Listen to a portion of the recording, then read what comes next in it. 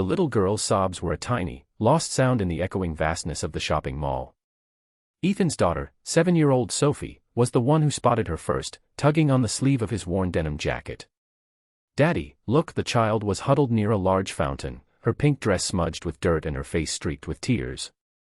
She couldn't have been more than 4. Ethan's heart, already attuned to the delicate frequency of a child's distress, clenched. He knelt, keeping Sophie close to his side. "Hey there," he said softly, his voice a low rumble meant to soothe, not startle. "Are you lost?" The little girl only cried harder, a fresh wave of despair washing over her. There was no parent in sight, just a river of indifferent shoppers flowing past.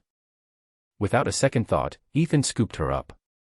She was surprisingly light, a fragile weight against his chest. She buried her face in his shoulder, her tiny body trembling. "It's okay," he murmured, rubbing her back. "We're going to find your mommy." Sophie took the little girl's hand, her own expression serious and full of a child's pure empathy.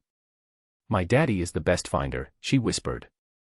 For over an hour, Ethan carried the strange, weeping child, walking a slow, deliberate path to the mall's security office. He ignored the suspicious glances, the pitying stares. He was just a man in a faded jacket, a single father on his one day off, trying to mend a tiny, broken piece of the world. He didn't know that this simple act of kindness was a pebble dropped into a silent pond, its ripples destined to become a tidal wave in his life. Why would one small, good deed matter so much? Because in a world of transactional relationships, unhesitating compassion had become the rarest and most valuable currency of all. The scent of burnt coffee and cleaning solution clung to Ethan's clothes long after his shift ended at the daily grind. It was a smell of survival. His days were a repeating loop of wiping down counters, forcing smiles for demanding customers, and mentally calculating if his tips would cover Sophie's field trip fee. Their apartment was small but clean, the walls a gallery of Sophie's vibrant drawings. A crayon sun with a wide smile was taped over a crack in the plaster. That sun was his guiding star. His life wasn't a tragedy, just a quiet, relentless struggle. The heaviest weight wasn't the bills, it was the judgment. It came from people like Mr. Harrington, a wealthy regular who treated Ethan like a piece of the furniture he could scuff at will. "Barista," Harrington would snap, never using his name, "this foam is inadequate." "Do it again," Ethan would just nod, his face a neutral mask. "Right away, sir." He couldn't afford to lose this job. He couldn't afford the luxury of pride. Sophie needed him to be steady, to be the calm rock in her small world. Every evening, they had a ritual.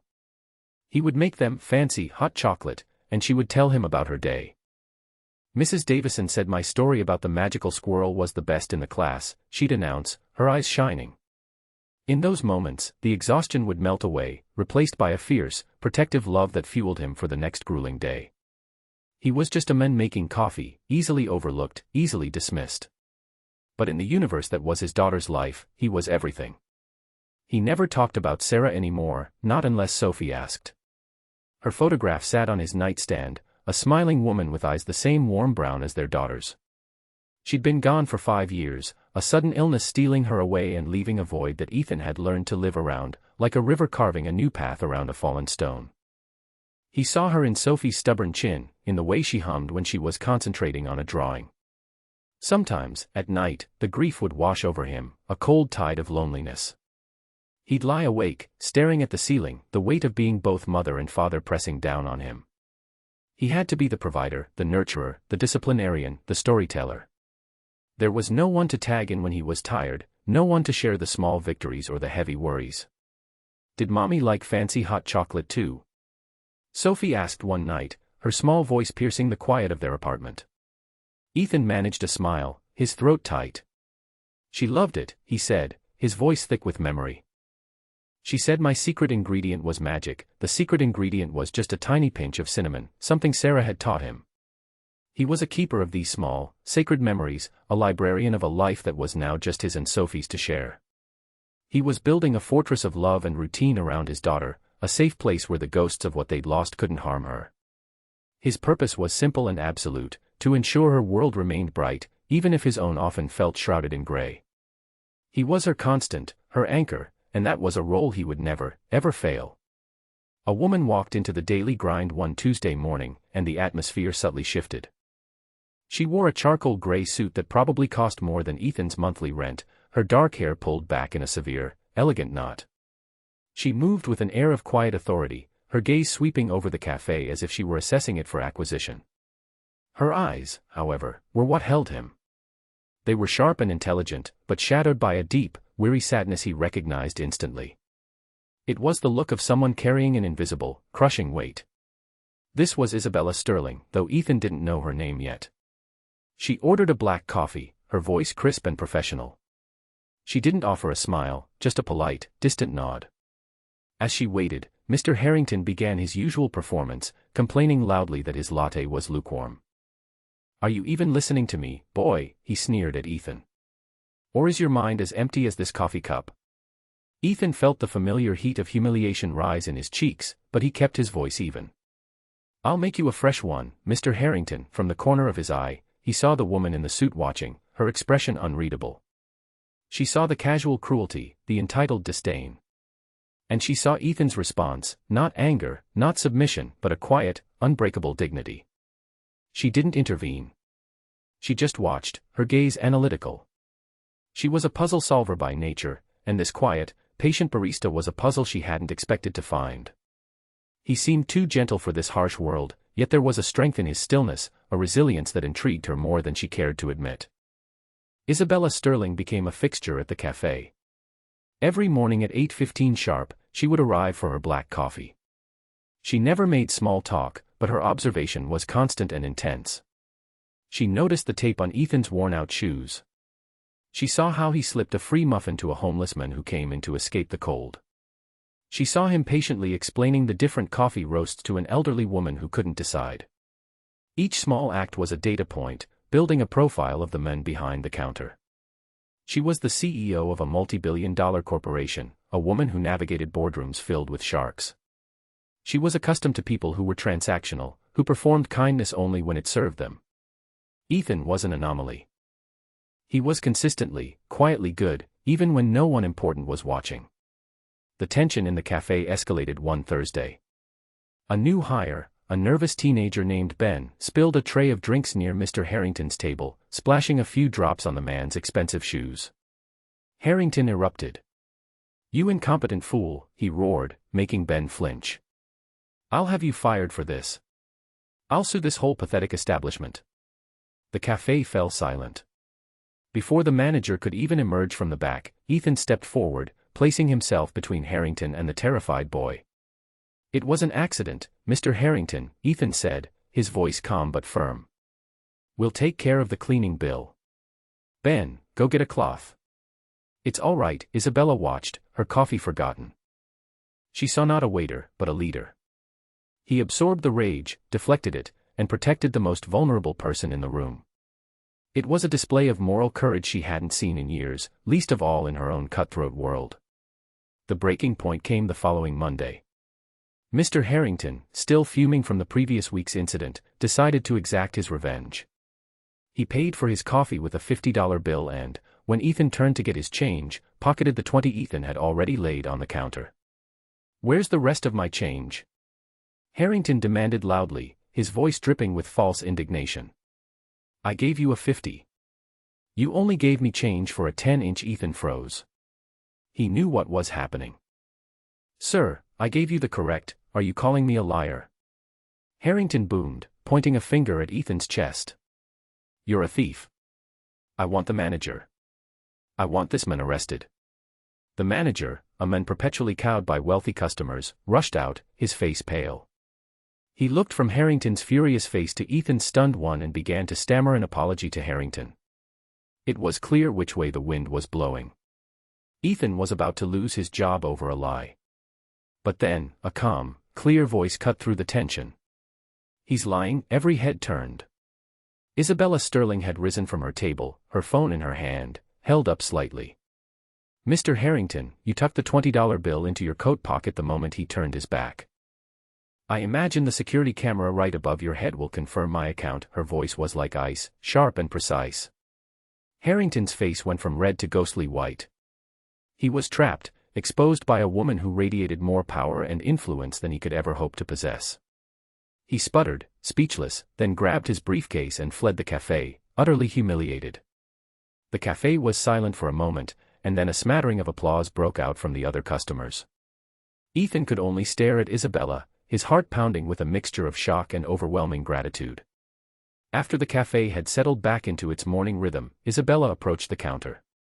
The professional mask she usually wore was gone, replaced by something softer, more vulnerable. Ethan was still trying to find the words to thank her.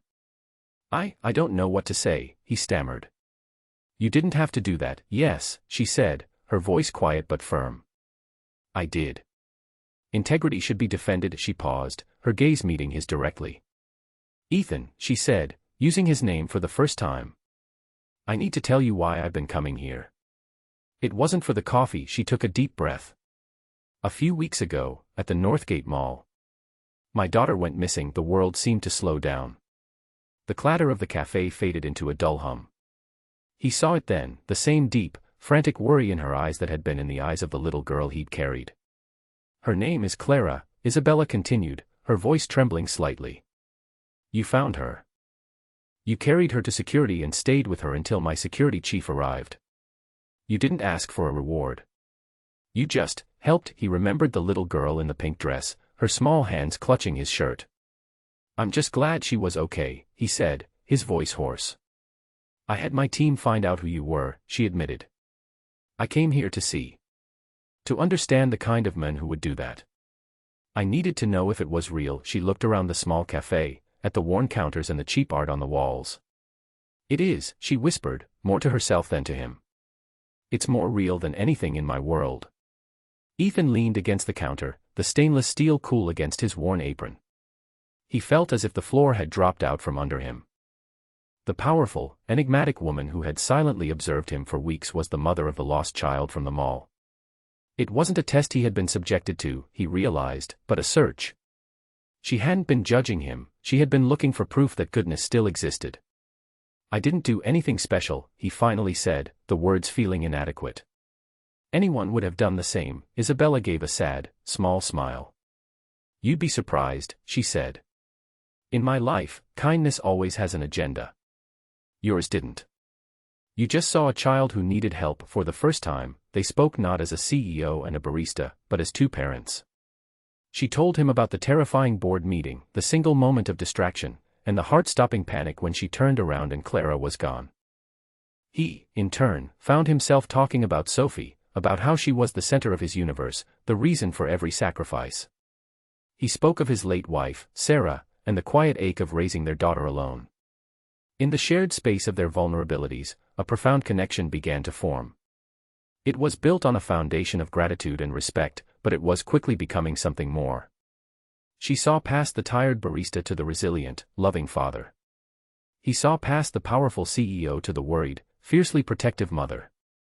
In the middle of the bustling cafe, they had found a quiet island of mutual understanding. A week later, Isabella asked to meet him after his shift. They sat in a quiet park, the late afternoon sun casting long shadows on the grass. Sophie was a short distance away on the swings, her laughter bright and carefree. "I'm not offering you a reward, Ethan," Isabella began, her tone serious. "A reward would feel like a transaction, and what you did wasn't a transaction. It was a human act." She paused, turning to face him. "I'm building a new charitable arm of my company, a foundation focused on supporting single-parent families and underprivileged children. It needs a director of community outreach. Someone who understands the struggles, who has integrity, and who knows the value of compassion not as a business strategy, but as a core principle." She looked at him, her eyes clear and direct. "I'm offering you the job. It's a real position, with a real salary, and real responsibilities. I'm not doing this out of charity. I'm doing it because I believe you are, without question, the best person for the role." Ethan was speechless. It was an escape. An opportunity not just for a better life, but for a meaningful one, where his innate kindness could become his profession. He looked over at Sophie, soaring high on the swing, her face alight with pure joy. This was for her. All of it was for her. "Yes," he said, his voice filled with an emotion he couldn't name. "Yes, I accept." The smile that broke across Isabella's face was like the sun breaking through clouds, genuine and dazzling. It was the start of a new chapter, one he never could have imagined. Months later, the smell of burnt coffee was a distant memory, replaced by the scent of new paper and the quiet hum of an office where important work was being done. Ethan thrived in his new role. He wasn't just helping one person at a time anymore, he was helping build systems of support for hundreds of families just like his own. He wore a suit now, but it didn't change the man he was. He still listened more than he spoke, and he still led with a quiet empathy that earned him the fierce loyalty of his team. His relationship with Isabella had blossomed, slowly and carefully. They built their connection on late-night talks about foundation strategy, which bled into conversations about their children, their pasts, and their hopes for the future. They were two lonely souls who had found in each other a kindred spirit. One sunny Saturday, they took the girls to the park. Sophie and Clara, who had become fast friends, ran ahead, their laughter mingling in the air. Ethan and Isabella walked side by side, their shoulders occasionally brushing. He watched Sophie, her face so full of happiness and security, and felt a wave of profound peace. He had done it. He had kept her world bright. Isabella followed his gaze, her expression soft. "You're a good man, Ethan," she said simply. He looked at her, at the woman who had seen his worth when he was at his most invisible, and reached out, his fingers gently finding hers.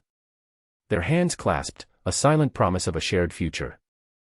A family, not born of blood, but forged in a moment of crisis and built on a foundation of quiet, unwavering kindness. How often do we overlook the heroes hiding in plain sight, the ones whose greatest power lies not in what they have, but in what they are willing to give?